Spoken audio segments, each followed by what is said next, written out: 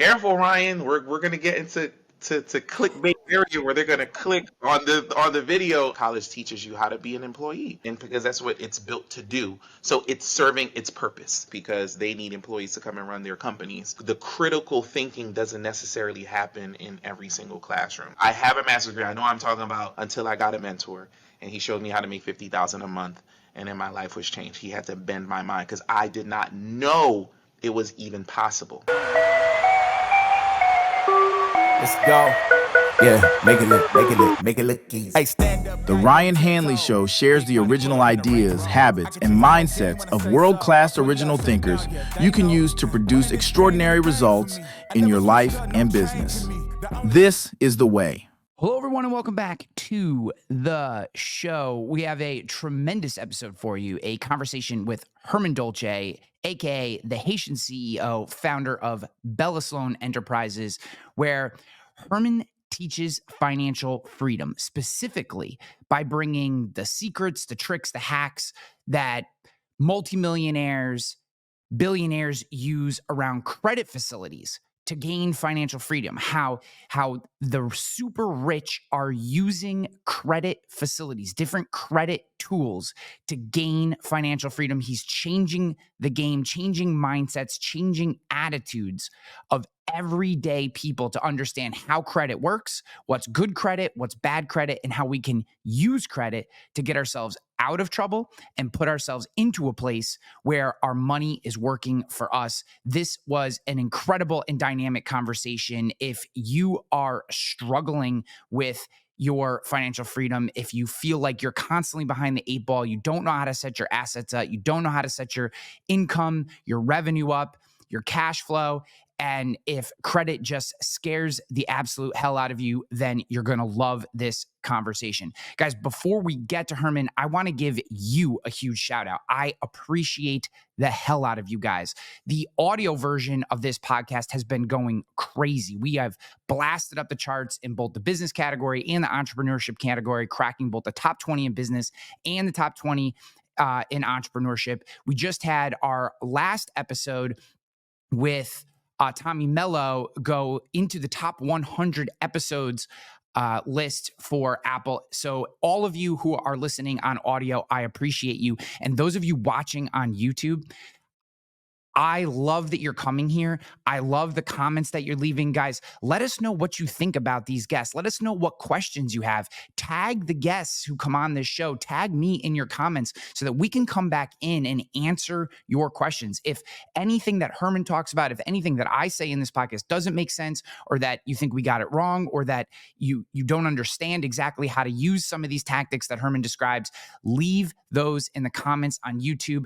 I always, if you don't tag them, pull those guests in and have those answer those questions as much as we possibly can. And if you prefer, you can always just DM me on whatever favorite social media platform that you have as well. So if you're new to the show, subscribe. But guys, I just appreciate you for being part of this community. We have so much more content coming out as we push forward with this channel, with this podcast, and just continue to bring you guests with just incredible insights into growing your business and taking control of your life. I appreciate you, my friends. Here we go. Herman, it's great to have you on the show, man. Absolutely. Thank you for having me, Ryan. It means a lot. Yeah, so I think we all get involved. We all enter the workforce, whether that's starting our own companies or whatever, and financial freedom, even if it's not like at the top of a list that we may write down, it's always inside us, this idea of like, I'm working to get to a point where I can then do things I want, choose my projects, whatever, right? We're kind of all working on that path, yet so few people actually get there. Why is that? Whoa, I think that we get caught up in analyzing too much, watching too many mentorship videos, and not actually just executing. We have a lot of people who have smart notepads. They have all the gym equipment. You just have to press play every day and actually do the work. I mean, Nike figured it out 30, 40 years ago. Just do it. And not just do it once, but do it consistently. I have a motto where where motivation runs out, discipline must take over. And the discipline just has to happen daily in order for true change to happen in mind, body, soul, or finances. With like Goggins coming out and a lot of these other motivational guys, discipline has become a word that a lot of people are talking about, yet I think every single one of us struggle with it in some capacity. How do we develop, and how do you develop discipline in your own life? How do you make sure that the behaviors that you need to execute to get to the place that you want to be, that you are consistently doing those things? So for me, number one, small steps, and number two, writing down everything, right? So if I have a plan or a goal, I'll give you a longer story. So in my business right now, we hit a little downturn, right? And I was looking at the numbers with my CEO, and then we kind of figured out what happened. What happened was we was focusing so much on a conference we were having March 2024, which was the Blueprint Summit. So for 6 months, we was focusing only on it. And we weren't planting seeds and doing other things in the other avenues or silos in our business. So now June came around and our numbers are down. We're like, why are our numbers down? Because 90 days ago, we weren't planting seeds. So now we're feeling it, right? So writing down your goals and then planting little seeds. Because everybody, when I say we have to lose 100 pounds, you have to lose 100 pounds, it's so big. But when you write down, I want to lose 100 pounds and here are the 5 steps I'm going to do it, there are small steps at first. I'm going to walk 15 minutes every single day, 7 days a week, right? And then 15 minutes turns into 30, into 45, and into an hour. We take on these huge chunks, and then when we fail, it's like, oh, it can't be done. It's a huge project. We just have to do it in little pieces. So writing it down for you, is that journaling? Do you have a system for how you write it down? Because while accountability to, say, a fitness coach or a business coach or a mentor, I mean, that's why we pay a lot of people, and all that is great and can be very useful. I'm a huge advocate of coaches and consultants. Personal accountability is you still need to have personal accountability. And Right. I get very interested in people's methods for how they hold themselves accountable and to stick to these things. So maybe what is your process of writing it down? So I have several notes apps. So I have one for business and one for personal, and I write them all down. So I remember when people used to talk about manifestation and vision boards, I was like, oh, that's crazy.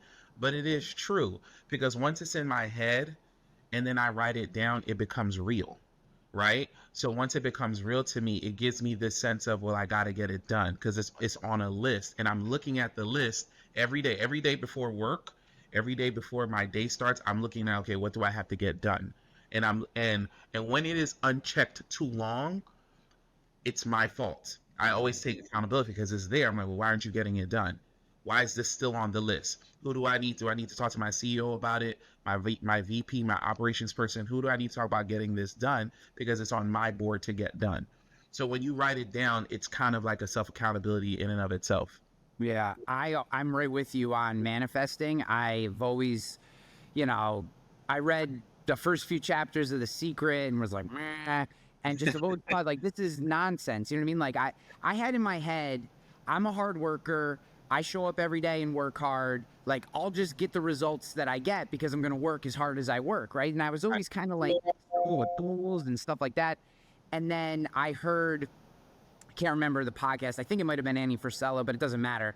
Someone who I wouldn't have expected, and they're like, manifesting changed my life.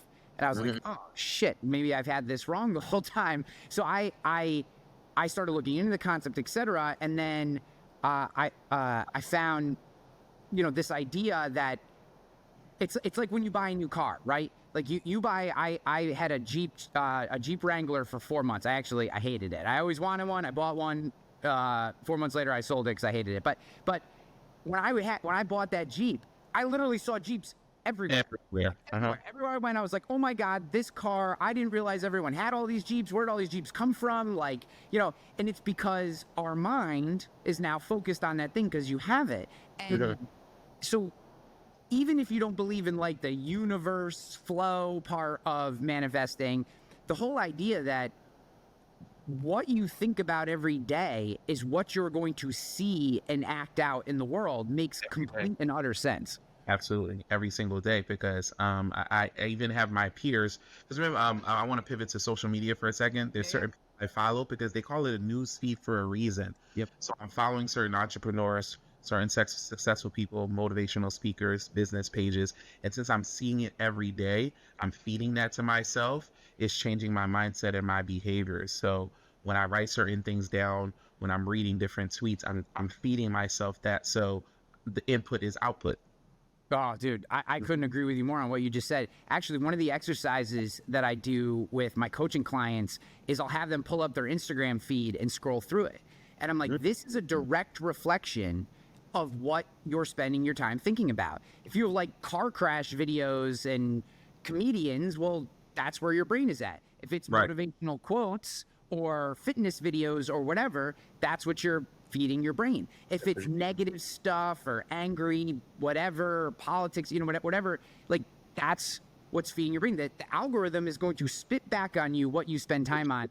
Yeah, and I found that exercise, even for myself sometimes, like if I start to see stuff in there that I'm like, why is that coming through? Yeah. I have to go, have I been spending time on that? Because it wouldn't be feeding it to me if the algorithm didn't think that I wanted it. Exactly. And, it can be a wake-up call to a certain extent.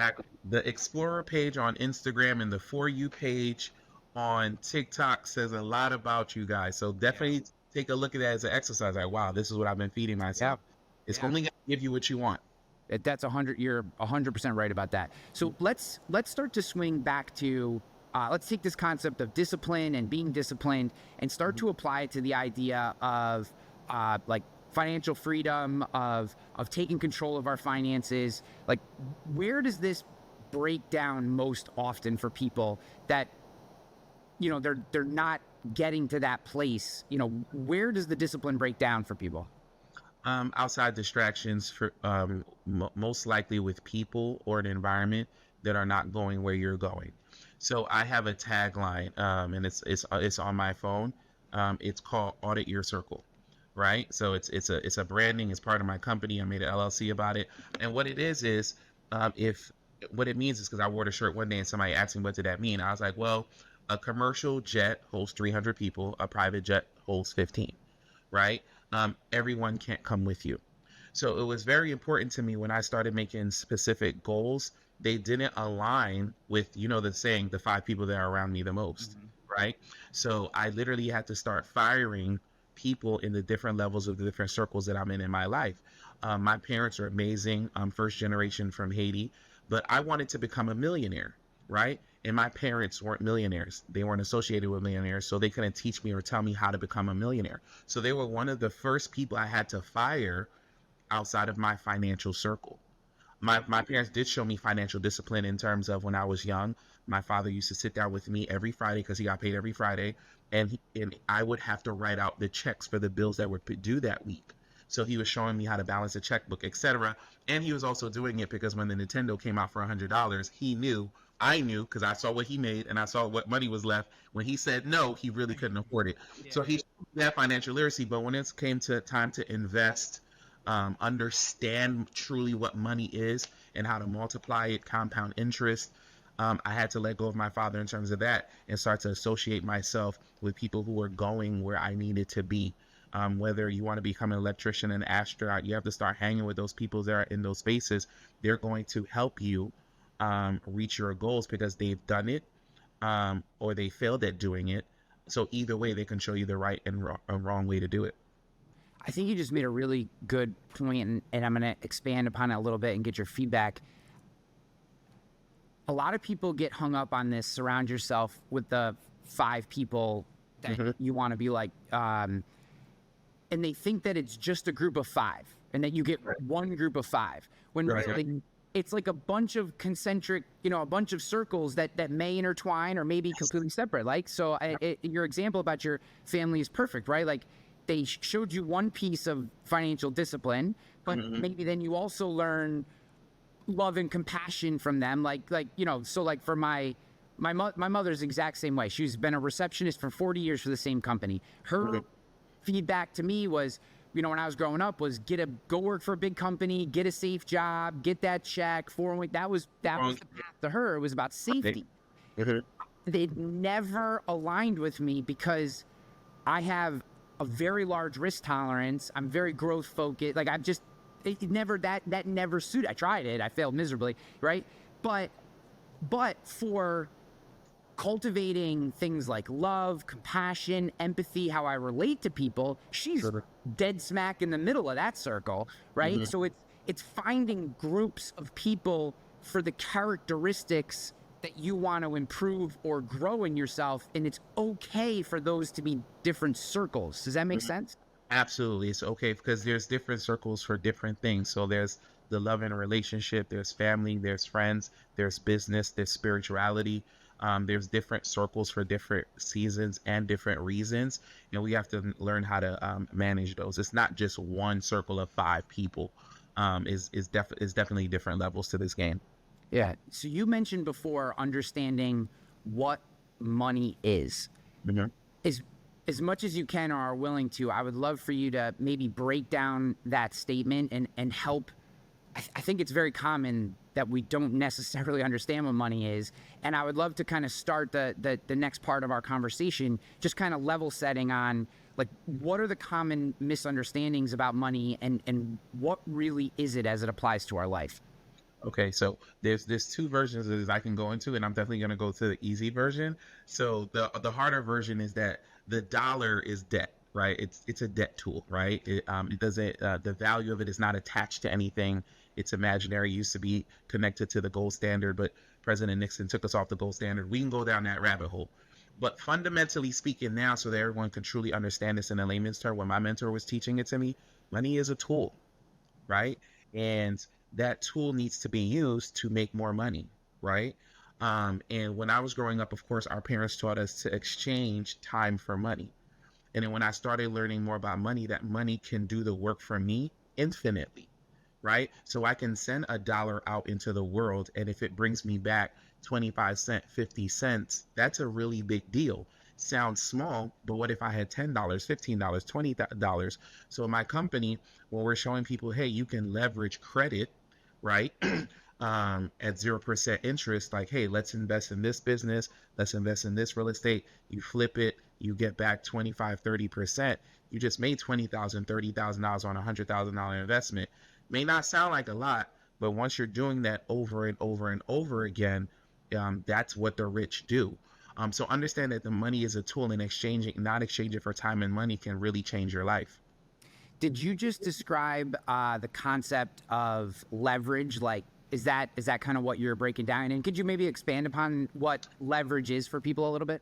So right now, a lot of us, and shout out to all my hardworking people, because it's what we were taught to do. We leverage our time for money. So we say to Microsoft, we say to Bellastone Enterprises, the name of my company, if you give me 8 hours this week, 40 hours this week, I will in return give you $1,000, right? And 9 times out of 10, we can negotiate. That sounds great. Oh, it's $52,000 a year. Yes, I'll do that, right?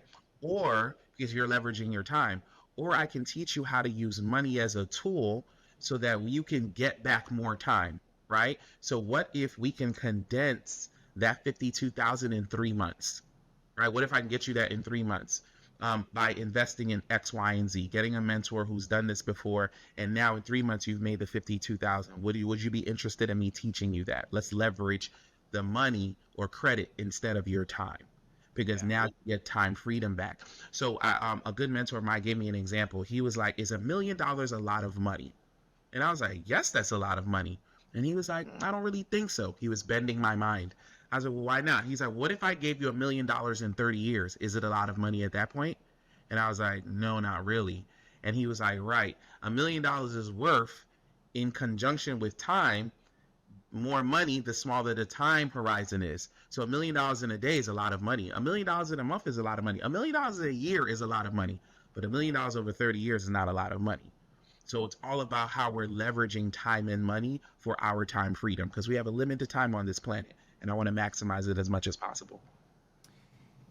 I had a mentor say to me very early in my career, every successful individual that I know is leveraged to the hilt, is what he said. Yes. And I didn't necessarily understand it, so I questioned him, and he came back and explained, really what I want to dig into the kind of meat and potatoes with you on is this idea of using credit or other people's money to create leverage in their lives. So they're borrowing to, if I can borrow X, but as you described, that X returns me, 1.5X on a monthly basis. Well, now I'm not scared of that, taking on that debt, because that's actually producing income. And Right. he said what people who are unsuccessful do is they take out credit and then they buy shit that doesn't produce any income. And now that, so the credit in the first scenario with the successful people is an asset, and the same credit, it could be the same amount of money for the unsuccessful person, is a liability. Exactly. This is my wheelhouse. This is my favorite conversation about of how to leverage it. One of my greatest examples is something that I actually practice. Another one of my lines is success has receipts. So I got $100,000 line of credit from a bank.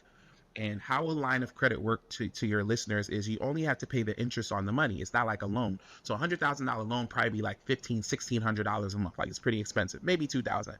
But if it's just interest only, I was only paying $700 a month for that $100,000 line of credit if I maxed it out.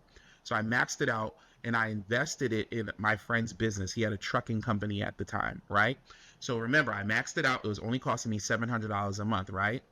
But my return on investment was, he was giving me about $20,000 every single month, because I bought 15% of his business.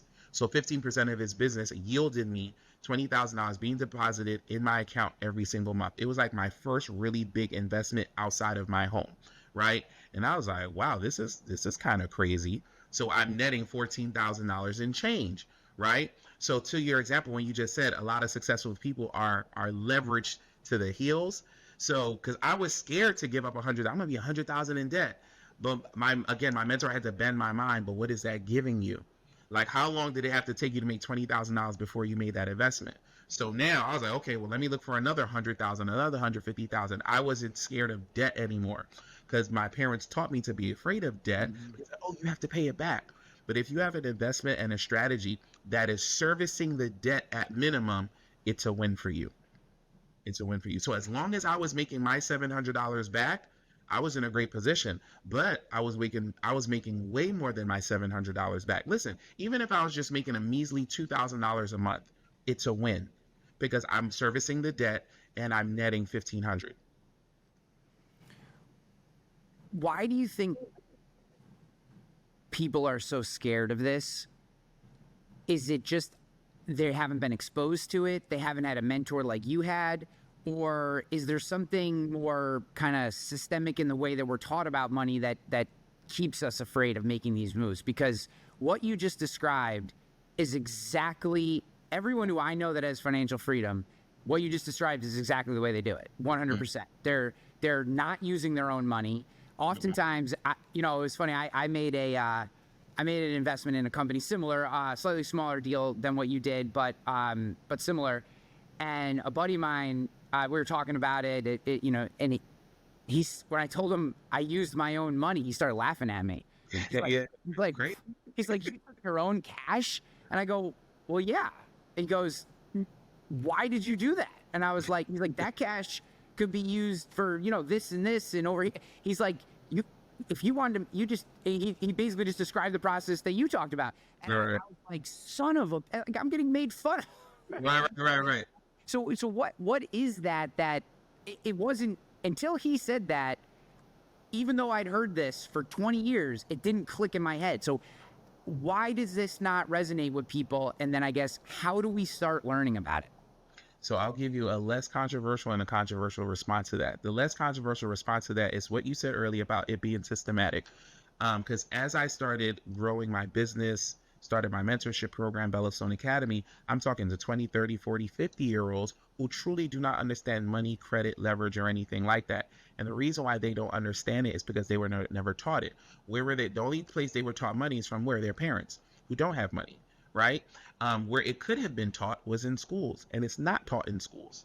I think to lean towards the controversial part, we're in a school system that doesn't teach us about money, but it teaches about everything else that is maybe not necessarily useful when we become adults. I remember at least 40 of the 50 capitals of the United States, because I remember I had to do that in social studies. Yeah. Means nothing to me right now unless I'm on Junior Jeopardy, right? But I remember also in my high school that even though my dad taught me this at home, we had a financial literacy class where they taught us what a bank was, bank account, open up a checking account, savings account. I remember that in high school. I went to a private school and they taught me that. That taught me something even now. But imagine if they had taught me how to leverage credit, how to start a business, how to start an LLC, taught me about taxes, how important taxes is. And if I just had an LLC, I could put my phone in my business name instead of my personal name. Little things like that that were not taught. So the more controversial part of it, I wanted to say, is another a social media influencer. I watched him do this. He said there's the financial prey and the financial predators, right? The financial prey, it is not in their interest to teach you about taxes, money, leverage, because if Bank of America knows that once you deposit $100 in the bank account, they're able to lend out $1,000 at X amount of interest, I'm not going to tell you about that, right? I just want you to continue to make deposits while I'm making millions off of your back, putting in trust, selling those notes, selling the debt, and they're making millions off of just your $100. It's not in their interest to teach you that, right? So they got to keep the system going. So systematically, we need to have this information in schools as young as possible, to our children, to the high school people, to college students. I went to a college, a matter of fact, my alma mater, Temple University, and I was talking to the freshman class, and I was like, by the time you graduate in 4 years, I can give you a blueprint how you can be worth $250,000, having a cash net flow of $5,000. It sounded ridiculous to them, but all I told them, I was like, now that you're 18, you're able to open up an LLC right now. Then I told them what credit cards to apply to right now, use them responsibly. In 2 years, when you're 20 years old, you'll be able to get business credit. And business credit, those lines are a lot bigger, right? Those are $25,000, $30,000, $50,000 credit cards. And now you're able to purchase real estate. You're able to go into the NACA program, which is a housing program, right? Get into NACA program, you're able to get into a house at 0% down payment, low closing costs, and they'll let you get up to a 4 unit, right? So now by the time you're a senior in college, right? I gave you the blueprint to get at least 2 multifamily units. You're renting out each apartment and you're living for free. And those 2 units are going to definitely be worth between $250,000 and $300,000. And those rents for those 8 doors should be netting you $3,000 to $5,000. I literally gave them the blueprint on how to be financially free by the time they graduate college, where they'll have a place to live, they'll have some income, they'll have money to help pay the student loans that they have right now, and that they'll be in the position to breathe a little bit, to focus on their future, because money now is not an issue. Because you're making $3,000 to $5,000 and your rent is paid, you're living for free. Everybody's mind was blown. And Temple has invited me back several times since that conversation. But again, educating them, because these guys are a 4-year degree. They've never heard of that before. Yeah. But I put them in the position for the win even before they graduated. Did any of them follow your plan? Great question. Of the 100 people, maybe 3 did. Because some of them was like, oh my God, I can take my refund check and da-da-da-da-da. I'm like, exactly.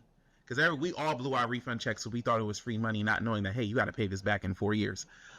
So they took their refund check, they opened up a business checking account, put the money in a business checking account, because having relationships with bank is super important. They had to apply for credit. So there's about 3 of them that are doing really well in real estate right now. One of them pivoted to other businesses, because then they just got addicted when they figured out what leverage really meant. Why out of 100, only 3, do you think? Because remember, we're talking to children. We're talking to 18-year-olds, and the class on Monday, Wednesday, and Friday, trying to pass those classes and your psych courses, which you feel is more important at the time. And to be honest, the follow-up, because those were one-off classes. I wasn't with them all the time. It wasn't part of the curriculum, If it was part of any type of curriculum in grade school, high school, or college, 75-80% of the people would have executed on it, because there was a reason for you to learn the information. It was more important to pass your chemistry class, because you're on scholarship, you got to get an A, you got to pass, than a special guest speaker to talk about something that is not of priority right now. Hey, I have work study funding coming in. I have a place to live. I'm living on campus. This is not important right now. They weren't looking 5-10 years ahead. They were just looking towards the end of the semester and passing. Imagine what college would be if its purpose was to actually make you successful in the world. It would be amazing. I'm not a college hater, but I also, looking at my own college career and just talking to as many people as I've talked to and coached as many people as I have, so few people come out with tools to be successful. They have knowledge. Maybe they've learned how to learn. Maybe they've learned some discipline. You got to hit some deadlines. Sure, maybe. But an actual game plan to be highly successful in the world, I mean, I don't know that many colleges or many college programs, certainly not at the undergraduate level, are built to do that. It's just how much matrix style information can you download into your head, and then we push you out the back end with a piece of paper. It doesn't, to me, it is not the best way to help these people launch into the world. Careful, Ryan. We're gonna get into clickbait area where they're gonna click on the video. I'm very careful with this topic because I do speak at high schools and colleges, and I'm an advocate of education, not necessarily college, right? So I definitely absolutely agree with you on that point, because I'm like, well, what skills are you learning? You just said something interesting. Yeah, they learn discipline because they're learning deadlines. And I say this on an offshoot that college teaches you how to be an employee, and because that's what it's built to do. So it's serving its purpose. It's built to make employees for the workforce. It's built to build employees for the predators, because they need employees to come and run their companies for them. The critical thinking doesn't necessarily happen in every single classroom. So yeah, it's interesting. And you're talking to a person who has a master's degree, right? I have a master's degree. I know I'm talking about $100,000 in student loan debt. And I was like making 50 grand, and I was an executive director. I literally was at the top of what I can do in my profession, and maybe 60 grand was my top profession, until I got a mentor and he showed me how to make 50,000 a month. And then my life was changed. He had to bend my mind, because I did not know it was even possible. Yeah. And I don't want to come off, again, I'm not a college hater. I just think that it's marketed. It's marketed in a way that deceives what you're going to get when you come out the back. You will be educated. You will know how to hit deadlines, etc. You'll have to graduate. But that piece where you come in and you say, hey, not only can you get this great education, but I'm going to help you have, semi-passive income flowing in.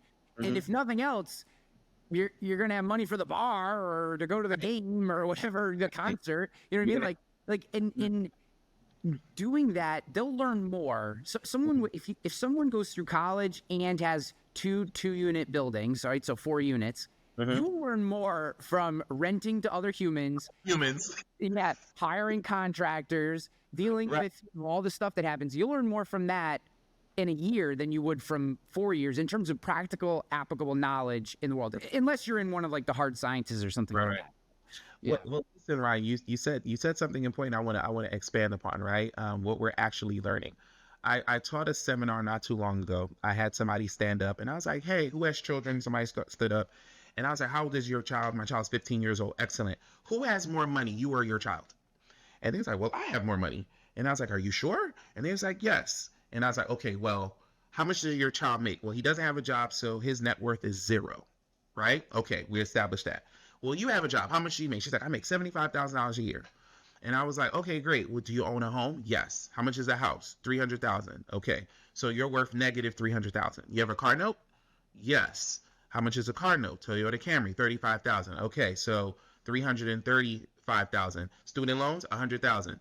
You're close to being worth negative $500,000, and you make $75,000 a year. I'm gonna ask you the question again: who's worth more, you or your son? Right? And it was like, oh my God. It was like, yeah, you're right. And I was like, yes. And I was like, guess what you're gonna teach your son to do? The same thing. So you're going to teach your son to go into debt, but the American dream, you're going to go to college, negative 100 grand, get a car, negative 50 grand. Then you're going to tell them, then they're going to get married, get a house. So we have been marketed and taught in the American system, we have to go negative first, right? And they're going to give you the money to do that. And you're at 20, 50% interest with these credit cards. It gets ridiculous. Instead of being taught, that same $100,000, let me show you how to leverage it to make $150,000, right? So we're part of the whole, I hate to use the word scam, but we're part of the whole scam. We're part of the whole swindle. And that's why it's important. That's why when she came to the seminar, I was like, you see why it's important to teach different things to our children. Because when I told 18-year-olds that they can be worth $250,000 in assets in 4 years, they were like, what are you talking about? That's not possible. I'm like, yes, it's very possible. Yeah. Well, I love that. And I love that you're out there doing that, because so much of this is just showing people what's possible. You know, I grew up in a very small, very poor town in the middle of nowhere in upstate New York with two good parents, but they both, one was a mechanic on the railroad, part of the union. And like I said, my mom was a receptionist for, I think 30 something years, 40 years now. And they were always just safe, join the union, get the job, whatever, and, go get a car, buy a house, it was the standard kind of blueprint that you just described, where you find yourself, what you get is just the morsels left over after you've paid all your bills every month, and that's supposed to make you happy. And, for anyone living that life, if you are happy, God bless you. God bless However, the part that scares me is the lack of resilience in that model. And we see that when things like COVID happen, or the 2008, 2009 crisis, right? Or the dot-com bubble back in 2001. If we're living that high credit consumer lifestyle, we may be able to get by while everything's fine. But the minute something bad happens, there's no resilience in that model that allows you to sustain. And that's the part that really scares me, because it doesn't feel like the world is getting any less chaotic, or that money as a broad term is going to become any less complex than it is today. So how can people think about, and we can even target this specifically on what you do around credit, how can someone who's sitting there that's looking and going, you know what, geez, everything Herman's describing, God, that's where I'm at. I am making money, but it's all this. None of my money's working for me, or whatever. Well, what can they start to do?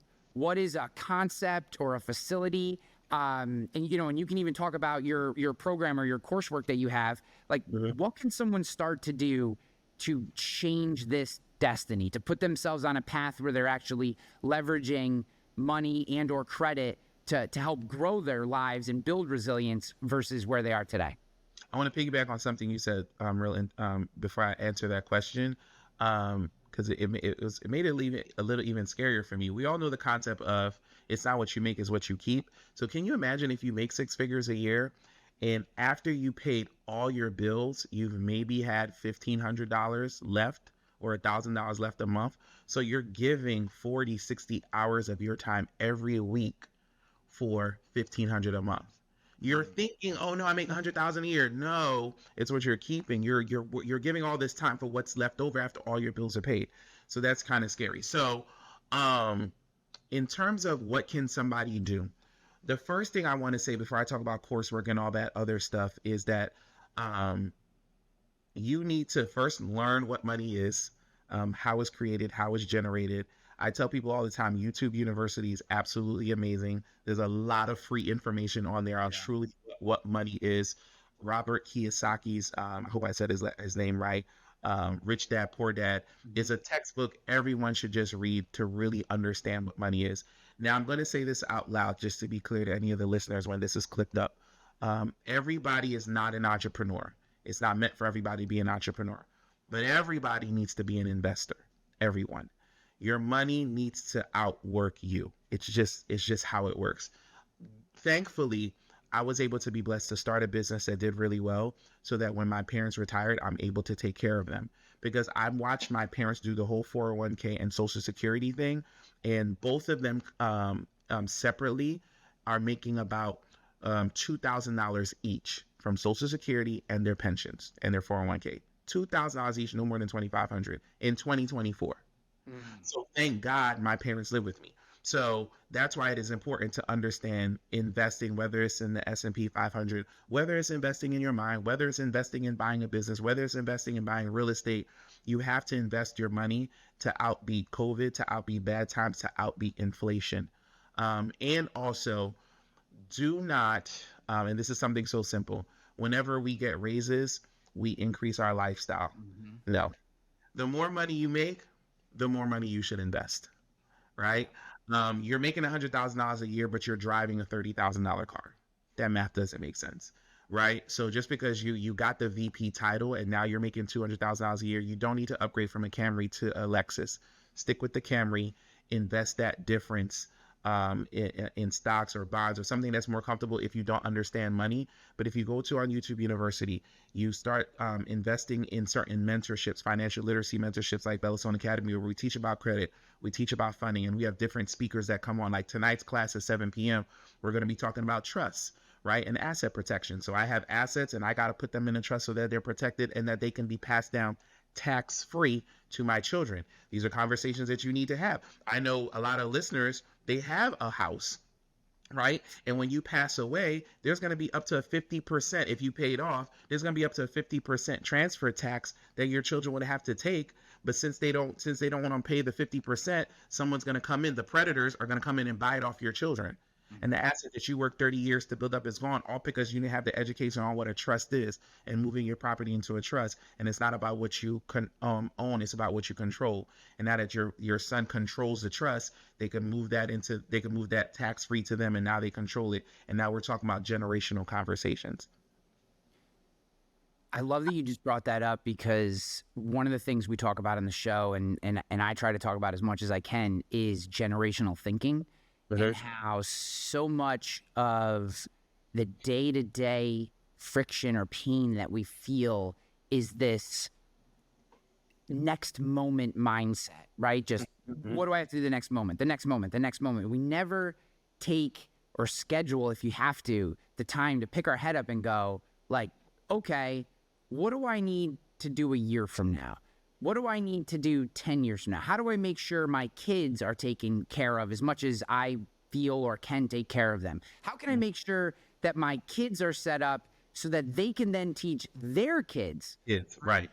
It's so just the next moment. So when you're working with someone, or you have a student or whatever, like, is it scheduling time? Is it a specific process? How do we start to think out in the future and go, hey, maybe I do need a trust. Maybe I do need to put this business I do out of my garage in an LLC. Maybe, or whatever. Like, what is the actual tactical process of planning this out into the future?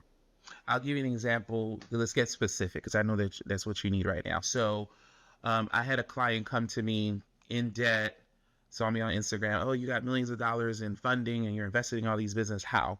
So as we're having these conversations, there's somebody that's living paycheck to paycheck, and they just can't do that, right? Not only do they not have money, they also don't have time, because I have to work a double and a triple. So I don't have time to go on YouTube University right now, Herman, right? And then we'll have the conversation about sacrifice, because I'm pretty sure we can find time. So the first thing I talk about is taxes. Taxes is the biggest bill that we have. So that's another project I have with people. I'm like, what's the biggest bill you have? My mortgage, my kids, daycare. I was like, no, it's taxes. Taxes take 30% of your income on the low end, right? If you're a W-2. So let's help out with these taxes. And what everybody, first thing I want you to do is to go get an LLC, because that'll help you with pass-through and help you with taxes. The second thing I tell them to do is, we were taught, right, especially in my community, to adjust your I-9 or your W-2 when you first got the job, to take as much deductions out so that in January you get a big refund check of $2,000, $3,000, $4,000, $5,000, depending on if you have kids, right? So, and for 3 months on Instagram, everybody's on vacation and life is great from January to April, right? Yeah. So I tell people the first thing we're going to do, we're going to adjust your W-2s, talks to your tax professional, where the money that you are giving to the government to hold for you at 0% interest is a crime. That's the first thing I want you to do. Talk to your tax professional so that $2, $3, $4, $5, $6,000 that you're giving to them, no, you're getting it all during the year. So just by adjusting your taxes, now you're going to be making an extra $2, $3, $4, $500 per paycheck or per month that you're receiving. You're going to use that money to first pay off debt, right? So this is how I tell people. I do a class like, hey, how do you pay off debt without getting a second job? Everyone shows up to that class. They're like, well, that sounds really interesting. Adjust your taxes. So now you're making up to $1,000 because I've seen people do up to $1,000. Like they get $1,000 back. Now you're paying down your credit cards because that's 20% interest. You're killing that debt. So instead of paying the $100 minimum payment, you're paying $1,100 now, killing the debt in 3 months, 6 months. Now that credit card debt is paid off, that $1,100, you're going to put it on your car note. That's $400 or $500 a month, right? Now you're paying $2,000 towards that car note. Within 2 years, I'm just giving an example here, you're out of significant debt, right? Now, what's the next plan? Remember I said everybody doesn't have to be a business owner, but everybody has to be an investor. You just freed up $2,500 now, right? 90 days, I want you to save it because you need a nest egg for an emergency. Then after that, and this is a long-term plan, none of this stuff is overnight, guys. That $2,500, now I just want you to start investing it, whether it's in courses, whether it's in mentors, or whether it's in just in a safe S&P 500, putting in insurance policies, whatever you want to do, start investing that money so that it can grow because you need to outbeat inflation, right? And those are the minimum steps that everybody can do. Today's Wednesday. On Monday, talk to your tax professional, go to your HR department, right? And those are the first steps that you can do to start to free up your money and free up your mind and free up your time. Herman, I could go all day with you, man. I love this stuff. This is incredible. Dude, seriously, this is the way that you're approaching this. And I love how you have, you obviously understand the context and perspective, but you also, have a humility to this. It's such a great delivery. And I'm like thinking to myself, I'm going, shit, I haven't, my life went in a trust. Damn it. Like, I know it's one of those things. It's like, dude, I love it. I absolutely love it. So people who are dialed in here want more of you, want to connect deeper with you. Where can they go to both just connect and follow you? But also, I know you have some, a program and some coursework. How do they get deeper into your world?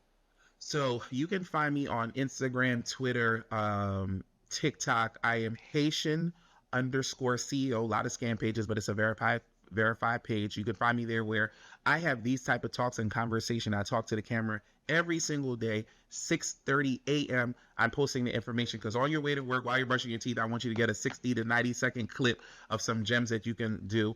You can find me on YouTube, Bella Sloan Enterprises. Bella Sloan is the name of my firstborn daughter.